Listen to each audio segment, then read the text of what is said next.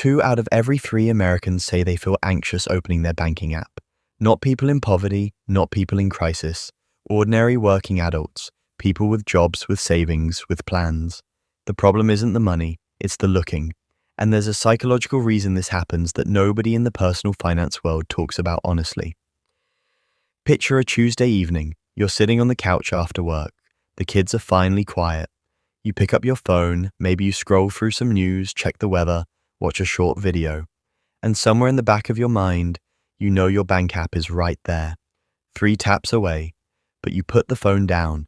Maybe you tell yourself you'll check it tomorrow, or Friday after payday, or next month when things settle down. Sound familiar? You're not alone. And this isn't about discipline or responsibility. Psychologists have a name for what you just did.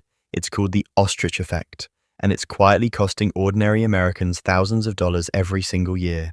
In this video, you're going to understand exactly why your brain does this, what it's actually costing you in real dollars, and 5 concrete steps to break the pattern, without spreadsheets, without shame, and without turning your life upside down. Stay with this until the end, because the last section is going to shift how you see your financial future entirely. The ostrich effect comes from a simple idea. When information feels threatening, the brain treats not knowing as safety. But here's the hidden truth. Ignorance doesn't protect your money. It just delays the conversation you're going to have with reality. And usually, the longer you wait, the more expensive that conversation becomes. A person who avoids checking their account for 6 months doesn't have fewer problems. They have the same problems, plus 6 months of interest, missed contributions, and late fees stacked on top. Avoidance doesn't pause your financial life. It just removes you from the driver's seat. Let's make this concrete.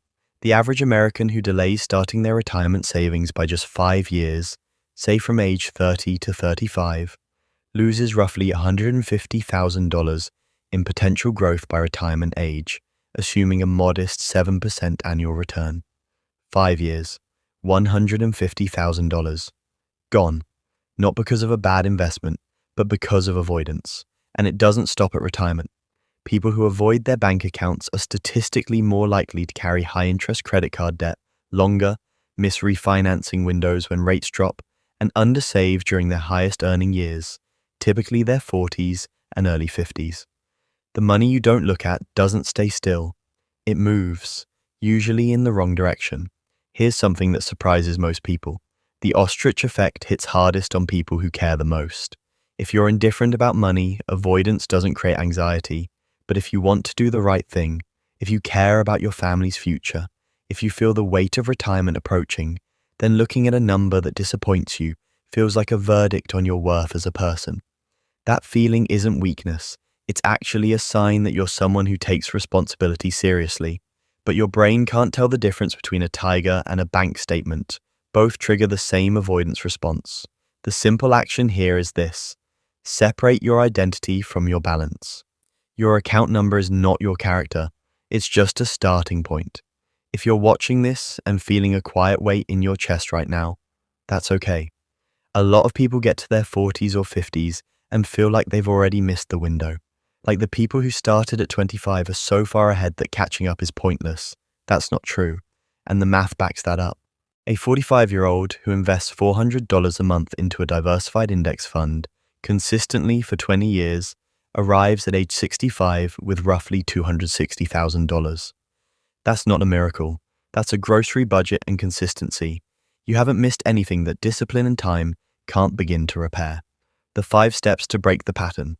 Step 1, schedule a weekly money minute. Not an hour, 1 minute, same day, every week. Just open the app, look at the number, close it. That's it. You're building tolerance, not solving everything overnight. Step 2, automate one thing, even $50 a month into a savings account you don't touch. Automation removes the decision, and the decision is where avoidance lives. Step 3, find your actual number. Most people guess at their monthly expenses and guess wrong by $400 to $600. One honest look at 3 months of statements tells you exactly where money is going. Knowledge replaces anxiety with direction. Step 4, name one goal, not 10. 1.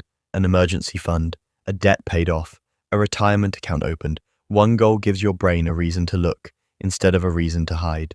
Step 5. Remove the shame story. every person managing money well today was once someone who wasn't. The account balance you have right now is just where the story picks up, not where it ends. Imagine waking up 10 years from now. You're not rich by some magazine definition, but your mortgage has breathing room, your kid's college fund exists, your retirement account has a balance that makes you feel something other than dread. You sleep differently when money isn't a source of hidden fear. You make decisions with more confidence, at work, at home, in conversations you used to avoid. You stop feeling like you're one emergency away from everything falling apart. That's not a fantasy. That's what consistent, honest engagement with your own money produces. Slowly, quietly, without drama. The Ostrich Effect kept you looking away, but the version of you that checks the account, faces the number, and takes one small step, that person builds something real.